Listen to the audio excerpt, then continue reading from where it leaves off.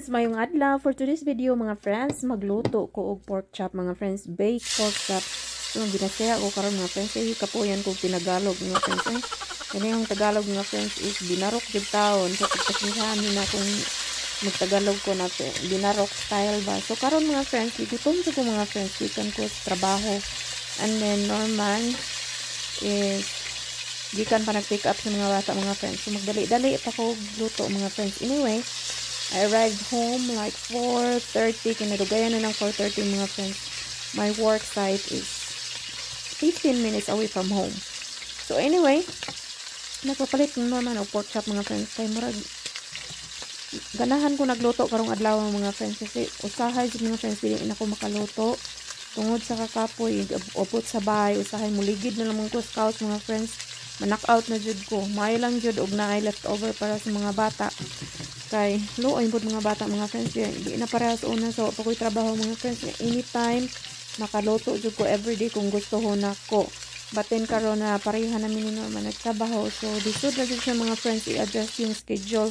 Pero kaya pa man jud kaya man mga luto mga friends, kasi 4:15 is still early for cooking supper. So muna siya mga friends, nagluto na lang mang pud ko usahay, mag-restaurant pud ni og ganahan. Pero not all the time pud karon jud mga friends, grabe ka mahal na ang restaurant mga friends. Sa namong upat mga friends, mo cost na mig almost $100. That's big money already.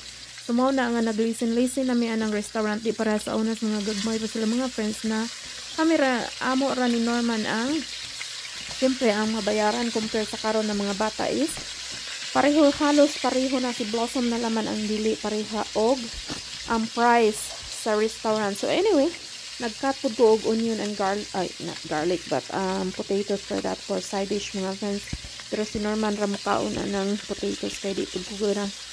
I love potatoes as vegetables mga friends, but not a side dish like substitute for rice. Kasi mauman na ilang pagkaon gudi ari. Si Norman na po mo lantak anang potatoes. So kami sa mga bata is rice. Rice is life. Ako ang mga bata mga friends is like Filipino. Ang pagkaon is mostly Filipino. Di sila kaayo sa mga western food. Even pasta gani. Di sila anak mga friends. Kaya nasanay manggod sila sa di ari pa ko sa bahay. Wa pa ko nagtrabaho na ang lutoon din ako is Filipino. Majority is Filipino dyan. Muluto ra ko pa nagsa for Norman kanang mga pasta or mga beef or whatever. Tagsara dyan. But mostly magluto dyan mig amo ang tulo. So muna siya mga friends, di gusla jud ko nang panahon na kay ako apong balon sa paniod. So iko po'y klaro ba kanang usahay na niya tungod sa katapulan ng ako ang mabalon mga friends is itlog og unsa nga na ni di gani sausage or spam.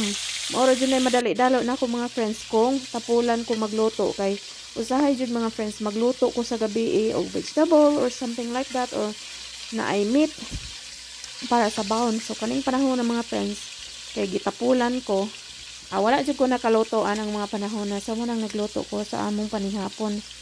So lahi na jud siya kaayo mga friends o yung adjustment ba na kanang gikan ka sa trabaho usahay na jud time nga kanang tapulan ka na gusto na lang nga muligid sa couch kay tungod sa usahay busy usahay di. So mo na siya mga friends magluto og dali-dali kay gutom na jud as So anyway, before as you can see in my previous vlogs na magluto-luto jud ko sa una.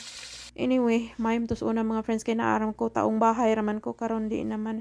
So anyway, bake na nato ato ang pork chop, baked pork chop. So muna atong panihapon mga friends. So maura sa ni atong video for today's and I'll see you again next vlog. Bye.